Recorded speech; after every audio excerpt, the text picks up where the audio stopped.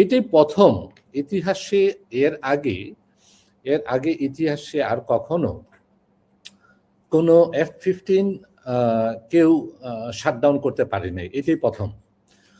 যেমন গত কদিন আগে 3টা F-15 ই ক্লাস, এটা ফ্রেন্ডলি ফায়ারের, কুয়েতের মিলিটারি ফ্রেন্ডলি ফায়ারে এটা ভূপাতিত করেছিল, যেটা শত্রুপক্ষ থেকে না। এটা হলো কুয়েতে যে ইনসিডেন্টটা হয়েছিল, সেই ইনসিডেন্টে 3টা F-15 ড্যামেজ হয়েছিল।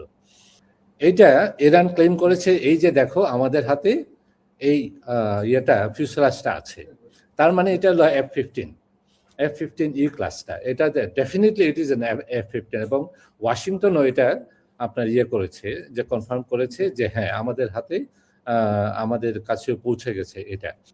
আমার প্রফেসর সাহেব এখানে ফরাদ ভাই আছেন, উনি খুব সুন্দর কথা বলেন। আমার যে কথাগুলো বলার কথা ছিল তার ব্রিফ করে অলরেডি উনি করে ফেলেছেন।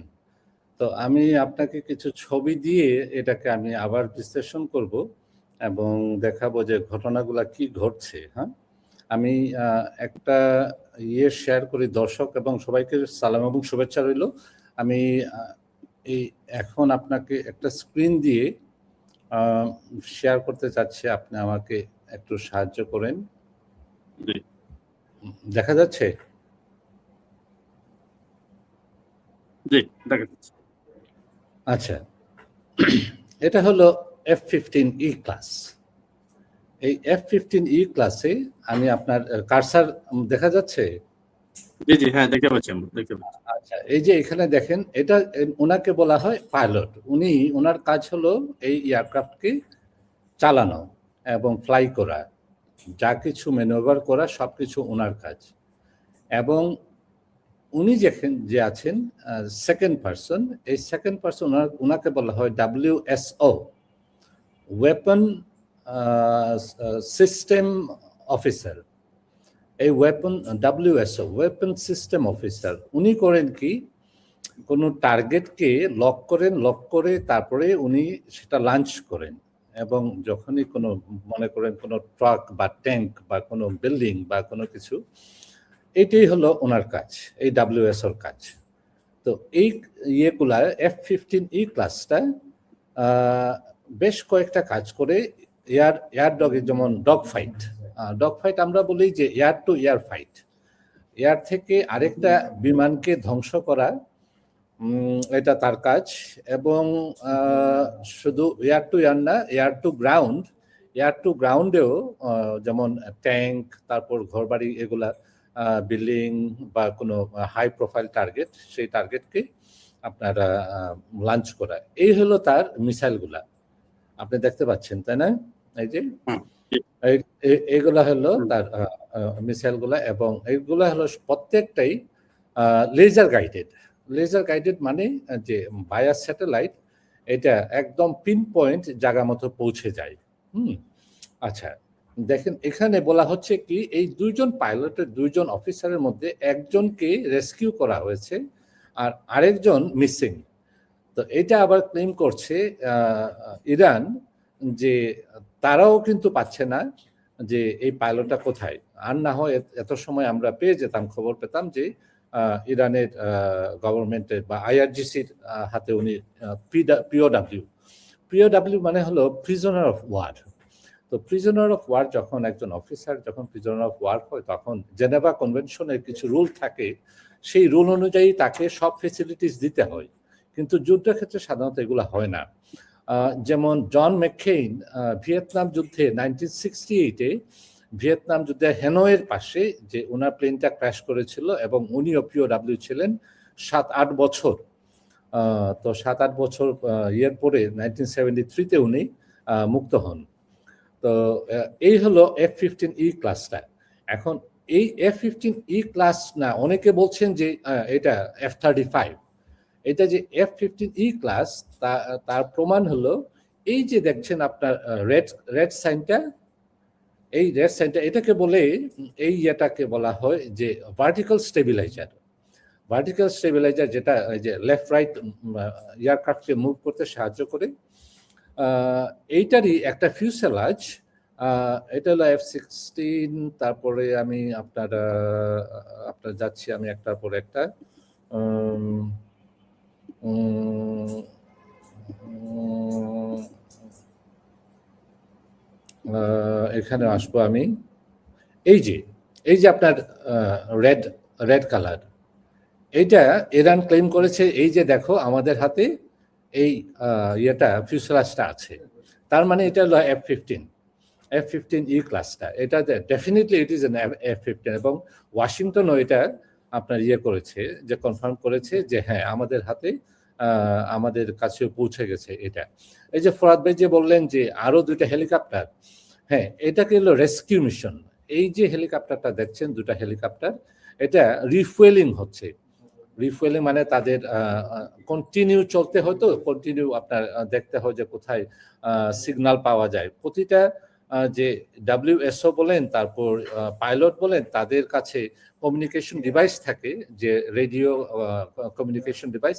সেই রেডিও কমিউনিকেশন ডিভাইস থেকে আমরা লোকেট করতে পারি যে উনি কোথায় আছেন। তো এইটা এখন ফরাদ ভাই, আমি এতটুকু খবর পাই নাই, তবে ফরাদ ভাই যে আনকনফার্ম যে ইনফরমেশন, এটা ফরাদ ভাই জানতে পারবেন যে কোত্থেকে উনি পেয়েছেন। তবে আমি এটার কোনো ইয়ে পাই নাই, এর F-15 এর পরে আর কোনো ইনফরমেশন। এটা হলো ইজেক্টর সিট। এই ইজেক্টর সিটটা হলো যে F-15 এর, এই যে আপনার প্যারাশুট এবং এই ইজেক্টর সিটটা, এই ইজেক্টর সিটটা ইরানেই, এই যে দেখেন উপরে ইরান স্টেট মিডিয়া কনফার্ম করেছে যে এই ইজেক্টর সিটটা তারা পেয়েছে, এবং তারা এটা ক্লেম করছে যে দে গট ইট, তারা এটা নকডাউন করেছে। এইটাই প্রথম ইতিহাসে, এর আগে ইতিহাসে আর কখনো কোনো F-15 কেউ শাটডাউন করতে পারেনি, এটাই প্রথম। যেমন গত কদিন আগে 3টা F-15E ক্লাস, এটা ফ্রেন্ডলি ফায়ারের, কুয়েতের মিলিটারি ফ্রেন্ডলি ফায়ারে এটা ভূপাতিত করেছিল, যেটা শত্রুপক্ষ থেকে না। এটা হলো কুয়েতে যে ইনসিডেন্টটা হয়েছিল, সেই ইনসিডেন্টে 3টা F-15 ড্যামেজ হয়েছিল। আচ্ছা, এখন আসেন আমি আসি যে এই ঘটনাটা কোথায় ঘটেছিল। এটা হলো এটা হলো খুজেস্তান। হ্যাঁ, এই জায়গাটা হলো কুয়েত, আর এখানে হলো ইরাকের একটা স্ট্রিপ, আর এই জায়গাটা হলো ইরানের অংশ, যেটাকে খুজেস্তান বলা হয়। এই খুজেস্তানটা হলো এই পাহাড় এলাকা, এই জায়গাটা, এই এতটুকু, এই খুজেস্তান জায়গাটুকুই শুধু সমতল। এই সমতল জায়গায় এই ঘটনাটা ঘটে, এই F-15E ক্লাসটা, এখানে অ্যাক্সিডেন্টটা হয়। এখন এই জায়গাটুকু কতটুকু, এটা ইরান হলো এত বড় একটা দেশ, যেটা ভিয়েতনাম, আফগানিস্তান এবং ইরাক, এই 3টা দেশকে যদি আপনি যোগ করেন তাহলে যত বড় হয়, ইরান ঠিক তত বড় একটা দেশ। তো এত বড় দেশে যে গ্রাউন্ড ইনভেশন করা, এটা কোয়াইট ইম্পসিবল, আনলেস আদারওয়াইজ আমরা যদি এটা যদি বলি যে লক্ষ লক্ষ, 5 লক্ষ থেকে 10 লক্ষ যদি ইয়ে না থাকে, মিলিটারি না থাকে, তাইলে এটা সম্ভব না।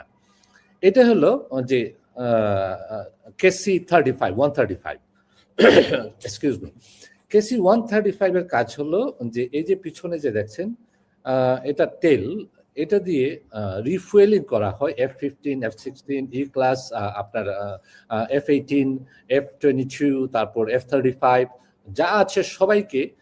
এটা হলো আমরা বলি যে পেট্রোল পাম্প, আকাশের পেট্রোল পাম্প। হ্যাঁ, আকাশের পেট্রোল পাম্প, এটাকে বলা হয় KC-135। আচ্ছা, আমি একটা একটা করে আপনার যাচ্ছি। তারপরেরটা আসি, এগুলা না। এই যে এখন ইসরায়েল কি করতে চাচ্ছে, ইসরায়েল চাচ্ছে যে তাদের যে গ্রেটার ইসরায়েল তৈরি করা, এটা হলো তার ম্যাপটা আপনি যদি খেয়াল করেন দেখবেন যে এই অঞ্চলটা ইজিপ্টের, এই যে সানাই সহ এই জায়গাটা হলো ইজিপ্টের, এইটুকু শুধু ইসরায়েল, এই জায়গাটুকু শুধু ইসরায়েল। কিন্তু সে চাচ্ছে যে পুরা এই লাল এরিয়াটা নিয়ে একটা গ্রেটার ইসরায়েল দেশ তৈরি করা। এটা হলো তাদের জায়নিস্টদের প্ল্যান। যেটা আবার যারা যে লিবারাল জু যারা, তারা আবার এটাকে সাপোর্ট করছে না। এই দেখেন, যদি এটা যদি বাস্তবায়ন করতে হয় তাইলে ইসরায়েলকে কি করতে হবে? ইসরায়েলকে যুদ্ধ করতে হবে ইজিপ্টের সাথে, ইসরায়েলকে যুদ্ধ করতে হবে পুরা জর্ডান, পুরা দেশ চলে যাবে। তারপরে যুদ্ধ করতে হবে সিরিয়ার সাথে, পুরা সিরিয়া চলে যাবে, এই সিরিয়াটা। তারপরে দেখেন এই যে লেবানন, এই লেবানন, পুরা লেবানন চলে যাচ্ছে। ইরাকের বেশ অর্ধেক জায়গাটা চলে যাচ্ছে, এবং সৌদির 1/3 সৌদি তাদের কন্ট্রোলে চলে যাবে। কুয়েত পর্যন্ত এসে ইরানের বর্ডার পর্যন্ত চলে আসছে। তাইলে এই যে গ্রেটার ইসরায়েল যদি হয়, তাইলে কি হচ্ছে? গ্রেটার ইসরায়েলে হলে পুরা মিডল ইস্টের অর্ধেকটা চলে যাবে এই গ্রেটার ইসরায়েলের আন্ডারে। আমি আসছি এখন আপনার ইয়েতে, ইয়ে থেকে বের হয়ে আসি।